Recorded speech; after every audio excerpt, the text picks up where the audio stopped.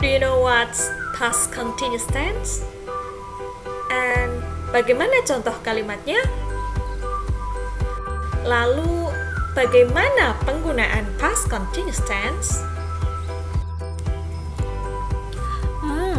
Let's check this one out.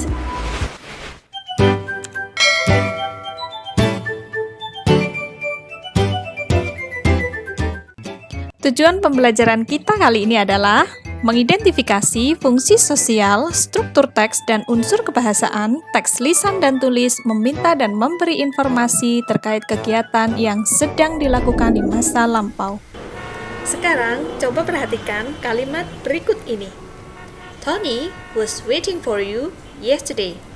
Atau maksudnya adalah, Tony sedang menunggu kamu kemarin. Ini adalah contoh kalimat past continuous tense.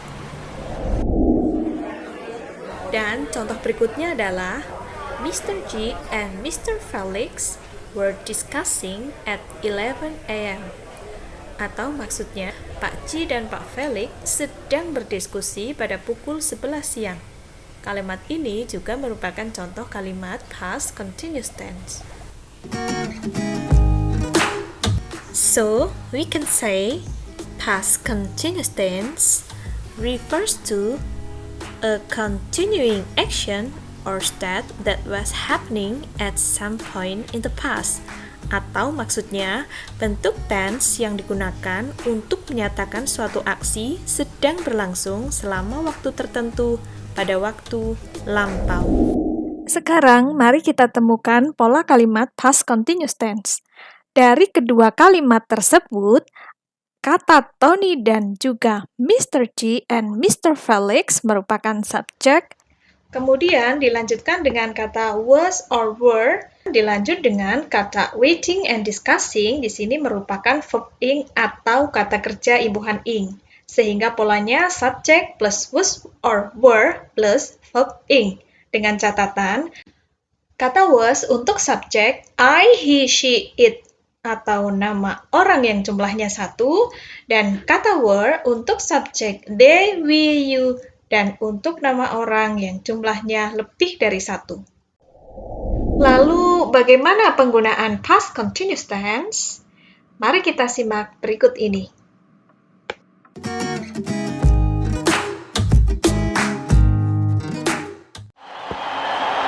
Yang pertama, digunakan untuk menyatakan aktivitas yang sedang berlangsung di masa lalu. Contohnya adalah, they were watching television at 7 p.m. last night. Sama dengan contoh dua kalimat sebelumnya.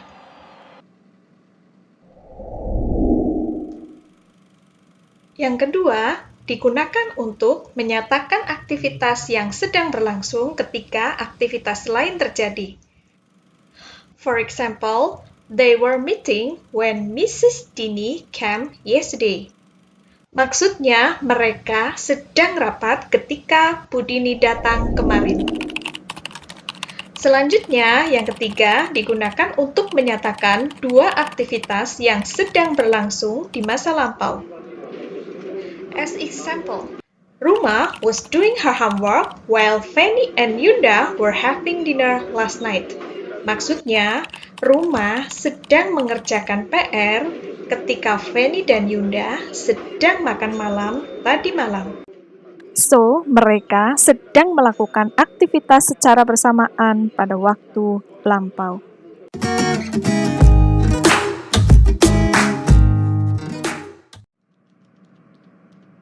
Good evening, Dad. Good evening, Alkaf. Alkaf, what were you doing when I called you this morning? I was joining video conference in English class when you called me this morning, Dad. Okay. Good. Hi, Vida. Hi, Dika. May I sit here?